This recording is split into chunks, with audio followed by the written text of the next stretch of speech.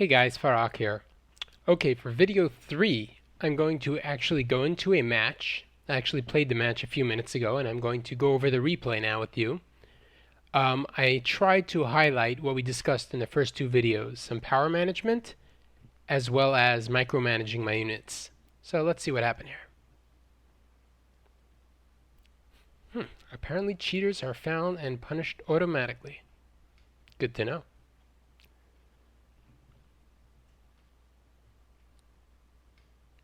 And we begin. Okay, the first thing you'll notice is I'm destroying my wall. The reason I'm doing that is because a wall costs power. So even though I didn't build it, fact is, destroying it will put some more power back into my void power, which will mean I will actually get power faster. Here I built a wall for 100 power, now I only have 60 power to spend. My opponent is also fire. He started with a scavenger. He has more power than me right now. So you can see I have 107.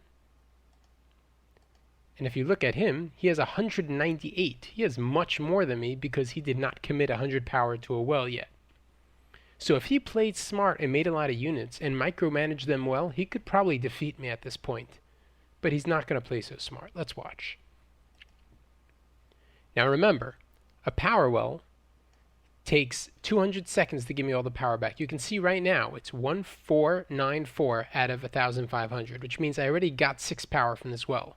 Once I get 100, we're even on power, and I have a power well giving me extra power, which is a huge advantage.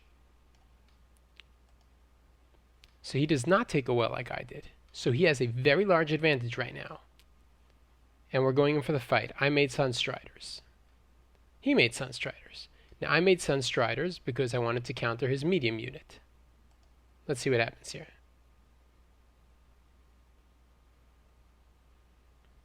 Okay, now watch what he's doing. He has every unit on my scavenger. I have these Sunstriders taking out this scavenger, my scavenger, which attacks small units, attacking his small units, and these guys are going to attack scavengers as well. So I'm being very efficient. He's just focusing everything on my scavenger.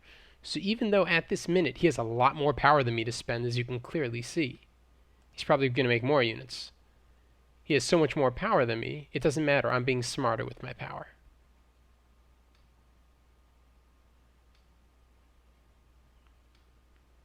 Okay, at this point I realize there's no way I could win this. He has a 100 power advantage. Even though I'm being smarter, I know I'm going to lose. So I retreat my units.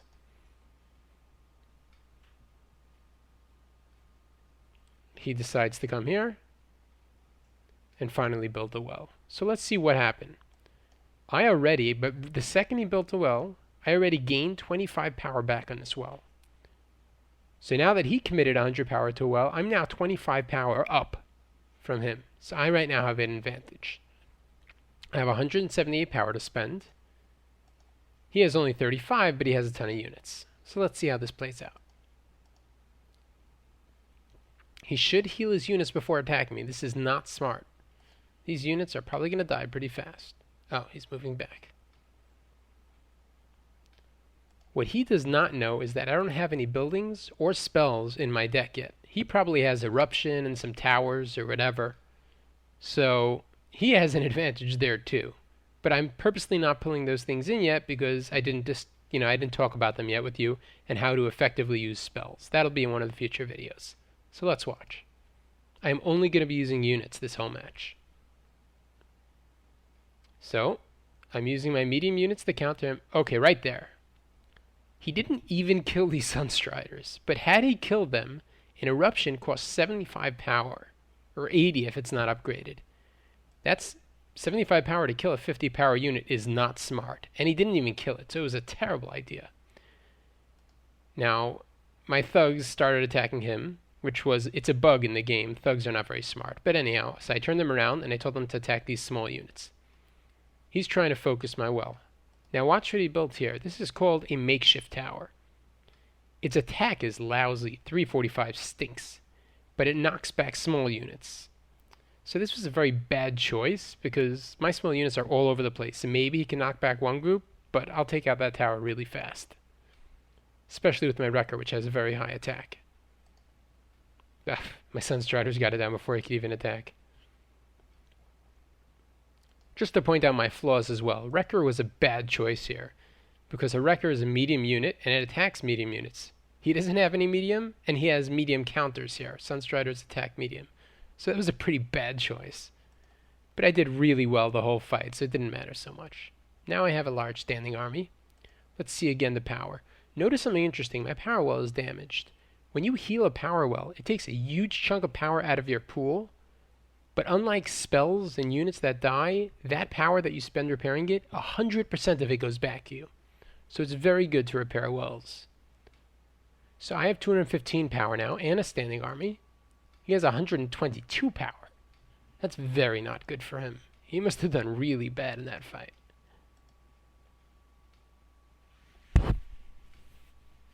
Okay, Scavenger, Sunstriders.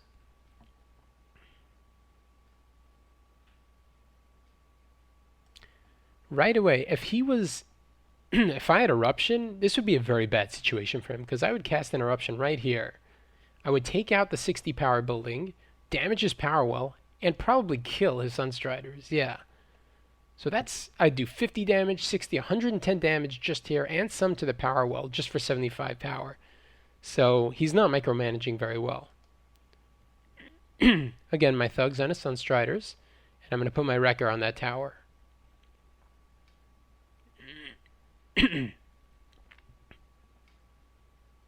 As you can see, the tower is kind of useless because it can't knock everything back. Watch what I'm doing here.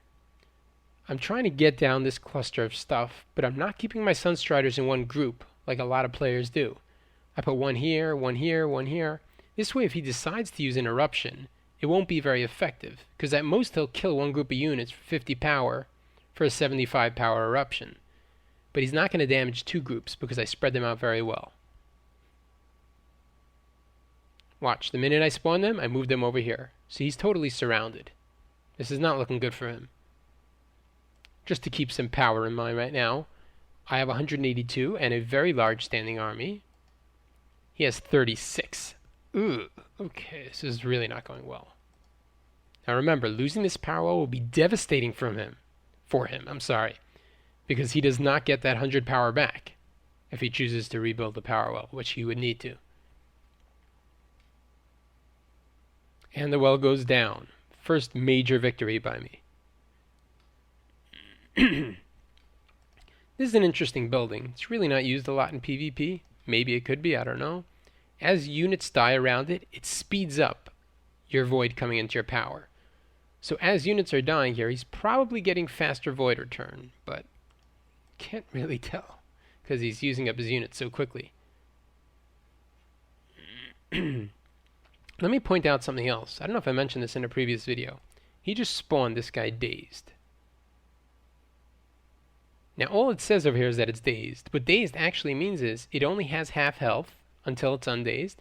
Not only that, it only does half damage. So while these guys are good against small units, it won't do the 660, it'll only do 330, and then a 50% bonus on that. So that makes it a pretty weak unit against anything. All of my units, well, these are dazed. But these guys are not dazed, these guys are not dazed, and these guys are not dazed. So these guys are all going to do full medium damage against these scavengers. So these scavengers are going to die really, really fast. Watch this. Yeah. And they can't even kill these teeny Sunstriders. Dazed units are a very, very bad choice. You only make dazed units if you're winning a fight already, or if you know your last hit, like from a dazed unit, will get down a well. Don't make dazed units. You can see how bad this is working. Okay, so what am I going to do now? I build a power well. Why? Well, I had 118 power and a large standing army, and I knew he wasn't doing very well because he just lost his whole army and his power well. So I was taking a guess. If he had something like 400 power, sure, he could bring a massive army and wipe me out. But I was just saying, I got that down. I took out the whole army, so I was guessing. And I was right. He only has 74 power and no power well. This is really bad for him. His best choice right now would just, I guess, defend. Once my general rule of thumb is, once you defend in PvP, you lost. Watch what I'm going to do here, by the way. See, this Sunstrider is only one unit. Unless you're using a healing spell, it can only heal 1 unit, so maybe this will get up to, I don't know, 70 health, but it won't heal the full 6 squads, so I won't get more squads back. So to me, having 50 power bound to this 1 unit is not worth it, because he only does 1 shot. So I'm going to kill him and put that power in Void, which will give me power quickly. But these other guys have a full 6 units in their squads, so I just healed them right up. Now, that well was not smart. He just committed, sure, he needs power wells, but right now he's at such a power disadvantage. 90 power, how on earth is he going to defend against this onslaught? Let's see. Again, he's probably going to do an eruption around here. Yeah, but it doesn't matter. I have so many units, it's already worthless. I'm still going to spread out. This wasn't good keeping these guys together. If he did a 75 power eruption here, he would have killed 100 power of units, which would have been good. But again, at this point in the game, he completely lost. There's nothing he can do to save it. Still, I moved them and I spread out my units. Look at how well spread out they are. Now, even against the color like Nature, for example, which has Hurricane, which knocks back small units, it can only knock back units in a line. So maybe it would knock back these units, but these other units in the bottom and top would still remain standing. And another well down. This guy really lost this game. Just for the fun of it, I built another well. Number 1, to heal my units, and number 2, just cause I had such a massive advantage, why not? And once again, I'm going to heal up. Let's speed up a little bit just to see what's going to happen. And he built another well. Why on earth? I have absolutely no idea. Just for fun, let's look at the power. I have 200 and 100 in Void, plus 3 power wells. He has 70 and 249 in Void. So I have more power than him, plus 3 wells. Yeah, really not looking good for him. And I have this massive army. Let's not talk about that even, right? Microing was okay here. Putting those all there wasn't great. But again, I really didn't care so much because I knew he didn't have enough power to spam eruptions. Another well down, another well built. I don't know why he keeps building wells. This is absolutely ridiculous. Remember, every time he loses a well and rebuilds it, it's 100 power gone for good. He just built 3 new wells. Yeah, altogether he has like 200 power total. I have 300 power total, more, plus 1, 2, 3, 4 power wells, and this massive army. Realize how much power this is?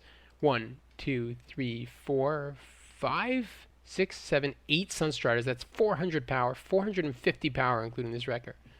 Ugh. I hate to be him. And he quits the game. So, okay, I hope you learned a lot from this game. First of all, building one well is risky because you're giving him, a power advantage for a short amount of time. But if you defend it well, I wasn't so smart. I went on the offensive. If you defend your well and he doesn't build a well right away, then you're going to have an advantage in the long run. If you get down a power well and then you heal your units and go offensively on him, you have a major advantage then because then he's going to have to defend or build another well, and you're 100 permanent power up, which is huge. All right. In the next video, I'm going to show you about special abilities that units have, which is really cool. Like Wrecker has an awesome special ability we're going to talk about, and so do Sunstriders. And then I'm going to actually play a game with a friend of mine, and we're going to demonstrate some of the abilities. All right, until then, have a great night.